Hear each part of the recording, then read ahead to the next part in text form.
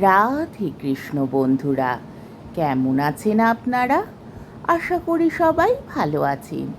আজকে আবার একটা নতুন ভিডিও নিয়ে হাজির হয়ে গেছি। ভিডিওটি শেষ অবধি দেখার অনুরোধ রইল। আজকের গল্প রবীন্দ্রনাথ ঠাকুরের অন্যতম বিখ্যাত ছোট গল্প শেষ কথা। আজকে গল্পের চতুর্থ পর্ব। ইতিমধ্যে অচিরার সঙ্গে কোনো রকম করে একটা কথা আরম্ভ করবার জন্যে মন ছটফট করতে লাগলো। যদি বিজ্ঞানী না হয়ে হতুম সাহিত্যরসিক, কিংবা বাঙাল না হয়ে যদি হতুম পশ্চিমবঙ্গের আধুনিক, তাহলে নিশ্চয়ই মুখে কথা বাধ্য না। কিন্তু বাঙালি মেয়েকে ভয় করি, চিনি নে বলে বোধ হয়। একটা ধারণা ছিল হিন্দু নারী অজানা পরপুরুষ মাত্রের কাছে একান্তই অনধিগম্য। খামোকা কথা কইতে যায় যদি, তাহলে ওর রক্তে লাগবে অসুচিতা। সংস্কার জিনিসটা এমনই অন্ধ। এখানে কাজে যোগ দেবার পূর্বে কিছুদিন তো কলকাতায় কাটিয়ে এসেছি। আত্মীয় বন্ধু মহলে দেখে এলুম সিনেমা মঞ্চ পথবর্তিনী রং মাখানো বাঙালি মেয়ে, যারা জাত বান্ধবী তাদের থাক তাদের কথা। কিন্তু অচিরার কোনো পরিচয় না পেয়েই মনে হলো ও আর এক জাতের, এই কালের বাইরে আছে দাঁড়িয়ে নির্মলাত্মমর্যাদায় স্পর্শভীরু মেয়ে। মনে মনে কেবলই ভাবছি প্রথমে একটি কথা শুরু করব কি করে। এই সময় কাছাকাছি দু একটা ডাকাতি হয়ে গিয়েছিল। মনে হলো এই উপলক্ষে অচিরাকে বলি, রাজাকে বলে আপনার জন্যে পাহারার বন্দোবস্ত করে দিই। ইংরেজ মেয়ে হলে হয়তো এই গায়ে পড়া আনুকূল্যকে স্পর্ধা মনে করত। মাথা বাঁকিয়ে বলল, সে ভাবনা আমার। কিন্তু এই বাঙালি মেয়ে যে কীভাবে কথাটা নেবে, আমার সে অভিজ্ঞতা নেই। দীর্ঘকাল বাংলার বাইরে থেকে আমার মনের অভ্যেস অনেকখানি জড়িয়ে গেছে বিলিতি সংস্কারে। দিনের আলো প্রায় শেষ হয়ে এসেছে।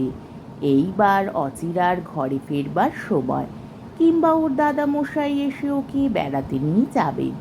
এমন সময় একজন হিন্দুস্থানি গোয়ার এসে অচিরার হাত থেকে হঠাৎ তার ব্যাগ আর ডায়েরিটা ছিনিয়ে নিয়ে চলে যাচ্ছিল। আমি সেই মুহূর্তেই বনের আড়াল থেকে বেরিয়ে এসে বললুম, কোনো ভয় নেই আপনার। এই বলে ছুটে সেই লোকটার ঘাড়ের উপর গিয়ে ঝাঁপিয়ে পড়তেই সে ব্যাগ আর খাতা ফেলে দৌড় মারলে। আমি লুটের ধর নিয়ে এসে অচিরাকে দিলুম। অচিরা বললে, ভাগ্যিস আপনি। আমি বললুম, আমার কথা বলবেন না? ভাগ্যিস ও লোকটা এসেছিল। তার মানে ওরই সাহায্যে আপনার সঙ্গে প্রথম কথাটা হয়ে গেল। এতদিন কিছুতেই ভেবে পাচ্ছিলুম না কি যে বলি। কিন্তু ও যে ডাকাত। না, ও ডাকাত নয়, ও আমার বরকন্দাজ। অচিরা মুখে তার খয়েরি রঙের আঁচল তুলে ধরে খিলখিল করে হেসে উঠল। কি মিষ্টি তার ধ্বনি, যেন ঝর্ণার স্রোতে নুড়ি সুরলা শব্দ। হাসি থামতেই বললে, কিন্তু সত্যি হলে খুব মজা হতো। মজা হতো কার পক্ষে? যাকে নিয়ে ডাকাতি তার পক্ষে। এই রকম যে একটা গল্প পড়েছি। তারপরে উদ্ধারকর্তার কি হতো? তাকে বাড়ি নিয়ে গিয়ে চা খাইয়ে দিতুম। আর এই ফাঁকি উদ্ধারকর্তার কি হবে? তার তো আর কিছুতেই দরকার নেই। সে তো আলাপ করবার প্রথম কথাটা চেয়েছিল, পেয়েছে দ্বিতীয়, তৃতীয়, চতুর্থ, পঞ্চম কথা। গণিতের সংখ্যাগুলো হঠাৎ ফুরোবে না তো? কেন ফুরোবে? আচ্ছা, আপনি হলে আমাকে প্রথম কথা কি বলতেন? আমি হলে বলতুম, রাস্তায় ঘাটে কতগুলো নুড়ি কুড়িয়ে কুড়িয়ে কি ছেলে মানুষ করছেন, আপনার কি বয়স হয়নি? কেন বলেননি? ভয় করেছিল। ভয়? আমাকে ভয়? আপনি যে বড় লোক, দাদুর কাছে শুনেছি। তিনি যে আপনার লেখা প্রবন্ধ বিলিতি কাগজে পড়েছিলেন। তিনি যা পড়েন আমাকে বোঝাতে চেষ্টা করেন। এটাও করেছিলেন? হ্যাঁ, করেছিলেন। কিন্তু ল্যাটিন নামের পাহাড় ঘটা দেখে জোড়হাত করে বলেছিল, দাদু এটা থাক, বরঞ্চ তোমার কোয়ান্টাম থিওরির বইখানা নিয়ে আসি। সেটা বুঝি আপনি বুঝতে পারেন? কিছু মাত্র না, কিন্তু দাদুর একটা বদ্ধ সংস্কার আছে। সবাই সব কিছুই বুঝতে পারে, তার সে বিশ্বাস ভাঙতে আমার ভালো লাগে না। তার আর একটা আশ্চর্য ধারণা আছে, মেয়েদের সহজ বুদ্ধি পুরুষের চেয়ে অনেক বেশি তীক্ষ্ণ।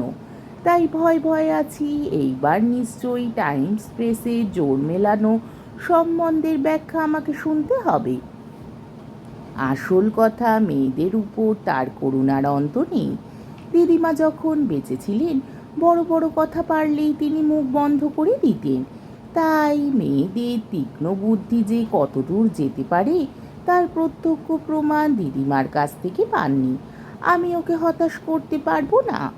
অনেক শুনেছি, বুঝিনি, আরও অনেক শুনবো আর বুঝবো না।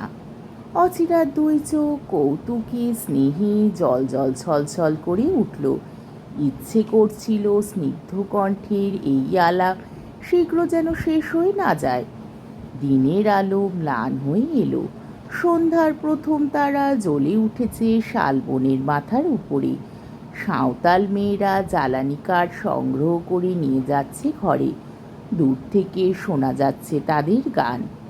এমন সময় বাইরে থেকে ডাক এলো, দিদি কোথায় তুমি? অন্ধকার হয়ে এলো যে। আজকাল সময় ভালো নয়। ভালো তো নয়ই দাদু, তাই একজন রক্ষাকর্তা নিযুক্ত করেছি। অধ্যাপক আসতেই তার পায়ে ধুলো নিয়ে প্রণাম করলুম। তিনি শশব্যস্ত হয়ে উঠলেন। পরিচয় দিলুম, আমার নাম নবীন মাধব সেনগুপ্ত। বৃদ্ধের মুখ উজ্জ্বল হয়ে উঠল। বললেন, বলেন কি, আপনি ডাক্তার সেনগুপ্ত? আপনি তো ছেলে মানুষ। আমি বললুম, নিতান্ত ছেলে মানুষ, আমার বয়স 36-এর বেশি নয়। আবার অচিরার সেই কলমধুর কণ্ঠের হাসি।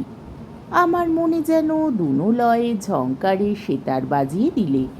বললে, দাদুর কাছে পৃথিবীর সবাই ছেলে মানুষ, আর দাদু হচ্ছেন সকল ছেলে মানুষের আগরওয়ালা। অধ্যাপক বললেন, আগরওয়ালা? একটা নতুন শব্দ বাংলায় আমদানি করলে? কোথা থেকে জোটালে?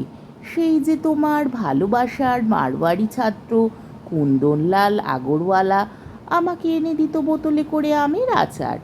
আমি তাকে জিজ্ঞাসা করেছিলুম, আগরওয়ালা কথাটার মানে কি? সে বলেছিল, পায়োনিয়র। আজকের পর্বটি এইখানেই শেষ হলো।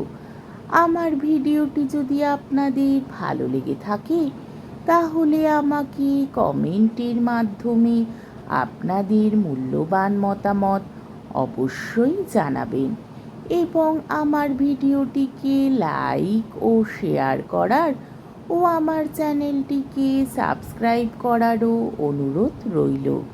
তাহলে আজকের ভিডিওটা এই অবধি। পরের দিন আবার এই গল্পেরই পঞ্চম পর্ব নিয়ে হাজির হয়ে যাব। ততক্ষণ পর্যন্ত আপনারা সবাই ভালো থাকবেন, সুস্থ থাকবেন, সাবধানে থাকবেন এবং আমার ভিডিওটি দেখতে থাকবেন। তাহলে আজকে আসি। রাধে কৃষ্ণ।